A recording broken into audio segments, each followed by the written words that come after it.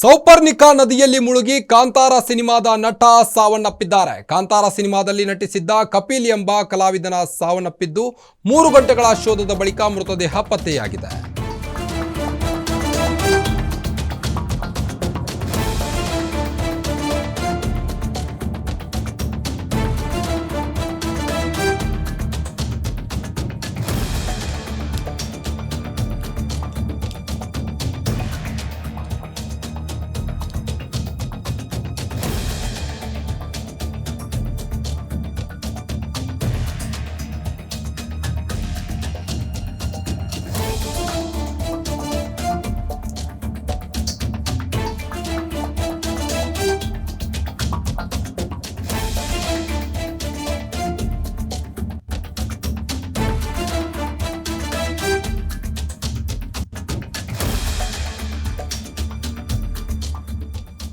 ಇನ್ನು ಜಗತ್ತಿನಾದ್ಯಂತ ಕಾಂತಾರ ಸಿನಿಮಾ ಭಾರಿ ಹವಾ ಮಾಡಿತ್ತು.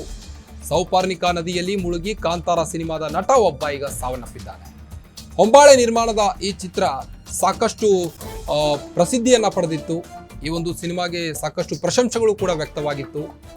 ಕಾಂತಾರ ಸಿನಿಮಾದಲ್ಲಿ ನಟಿಸಿದ್ದ ಕಪಿಲ್ ಎಂಬ ಕಲಾವಿದನ ಸಾವನ್ನಪ್ಪಿದ್ದಾನೆ. ಇದು 3 ಗಂಟೆಗಳ ಶೋಧದ ಬಳಿಕ ಮೃತದೇಹ ಪತ್ತೆಯಾಗಿರುವಂಥದ್ದು. ಶೂಟಿಂಗ್ ಹೋದಾಗ ಈಜಲು ಹೋಗಿ ದುರಂತ ಅಂತ್ಯವಾಗಿದ್ದು ದೈವ ನುಡಿದಂತೆ ಸಾಲು ಸಾಲು ದುರಂತಗಳು ಆಗ್ತಿವೆ. ಕಾಂತಾರ ಸಿನಿಮಾ ಒಂದು ದೈವದ ಕುರಿತು ಮೂಡಿ ಬಂದಂತ ಚಿತ್ರ. ಸಾಕಷ್ಟು ಸೆನ್ಸೇಷನ್ ಕ್ರಿಯೇಟ್ ಮಾಡಿತ್ತು ಕಾಂತಾರ ಚಿತ್ರ.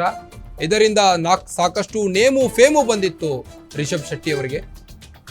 ಆದ್ರೀಗ ಅವರದ್ದೇ ಚಿತ್ರದ ಒಬ್ಬ ನಟ ಸಾವನ್ನಪ್ಪಿರುವಂಥದ್ದು. ಈಜಲು ಹೋಗಿ ದುರಂತ ಅಂತ್ಯವನ್ನ ಕಂಡಿದ್ದಾರೆ. ದೈವ ನುಡಿದಂತೆ ಸಾಲು ಸಾಲು ದುರಂತಗಳು ಆಗ್ತಾ ಇವೆ. ಸೌಪರ್ಣಿಕಾ ನದಿಯಲ್ಲಿ ಈಜಲು ಹೋಗಿ ಸಾವನ್ನಪ್ಪಿರುವಂಥದ್ದು. 3 ಗಂಟೆಗಳ ಶೋಧದ ಬಳಿಕ ಮೃತದೇಹ ಪತ್ತೆಯಾಗಿದ್ದು, ಶೂಟಿಂಗ್ ಹೋದಾಗ ಈಜಲು ಹೋಗಿ ದುರಂತ ಅಂತ್ಯ ಕಂಡಿದ್ದಾನೆ. ಸೌಪರ್ಣಿಕಾ ನದಿಯಲ್ಲಿ ಮುಳುಗಿ ಕಾಂತಾರ ಸಿನಿಮಾದ ಸಹ ನಟ ಕಪಿಲ್ ಸಾವನ್ನಪ್ಪಿರುವಂಥದ್ದು. ಕಾಂತಾರ ಸಿನಿಮಾದಲ್ಲಿ ನಟಿಸಿದ್ದ ಈತ ಸತತ 3 ಗಂಟೆಗಳ ಪರಿಶೀಲನೆಯ ನಂತರ ಮೃತದೇಹ ಪತ್ತೆಯಾಗಿದೆ. ಇನ್ನು ಈ ಒಂದು ಚಿತ್ರವು ಸಾಕಷ್ಟು ಹಿಟ್ ಕೊಟ್ಟಿತ್ತು. 500 ಕೋಟಿ ರೂಪಾಯಿವರೆಗೂ ಆದಾಯವನ್ನು ತಂದುಕೊಟ್ಟಿದ್ದು ಬಾಕ್ಸ್ ಆಫೀಸ್ನಲ್ಲಿ. ಅಷ್ಟೊಂದು ಫೇಮಸ್ ಚಿತ್ರದ ನಟ ಕಪಿಲ್ ಎಂಬಾತ ಈಜಲು ಹೋಗಿ ಈಗ ದಾರುಣ ಸಾವನ್ನಪ್ಪಿರುವಂಥದ್ದು. ಶೂಟಿಂಗ್ ಹೋದಾಗ ಈಜಲು ಹೋಗಿ ದುರಂತ ಅಂತ್ಯವನ್ನ ಕಂಡಿದ್ದಾರೆ. ಸೌಪರ್ಣಿಕಾ ನದಿಯಲ್ಲಿ ಮುಳುಗಿ ಕಪಿಲ್ ಸಹ ನಟ ಸಾವನ್ನಪ್ಪಿರುವಂಥದ್ದು. 3 ಗಂಟೆಗಳ ಶೋಧದ ಬಳಿಕ ಮೃತದೇಹ ಪತ್ತೆಯಾಗಿದೆ. ದೃಶ್ಯದಲ್ಲಿ ನೀವು ಗಮನಿಸಬಹುದು, ಇವರೇ ಅವರು ಕಪಿಲ್, ನಟ ಕಪಿಲ್ ಅವರು ಈಜಲು ಹೋಗಿ ದಾರುಣ ಸಾವನ್ನಪ್ಪಿರುವಂಥದ್ದು. 3 ಗಂಟೆಗಳ ಶೋಧದ ಬಳಿಕ ಮೃತದೇಹ ಪತ್ತೆಯಾಗಿದೆ. ಕಾಂತಾರ ಜೂನಿಯರ್ ಆರ್ಟಿಸ್ಟ್ ಇವರು ಸೌಪರ್ಣಿಕಾ ನದಿಯಲ್ಲಿ ಮುಳುಗಿ ತಮ್ಮ ಪ್ರಾಣವನ್ನೇ ಬಿಟ್ಟಿದ್ದಾರೆ. ಶೂಟಿಂಗ್ ಹೋದಾಗ ಆದಂತಹ ಒಂದು ಘಟನೆ ಇದು. ದೈವ ನುಡಿದಂತೆ ಸಾಲು ಸಾಲು ದುರಂತಗಳು ಆಗ್ತಿವೆ.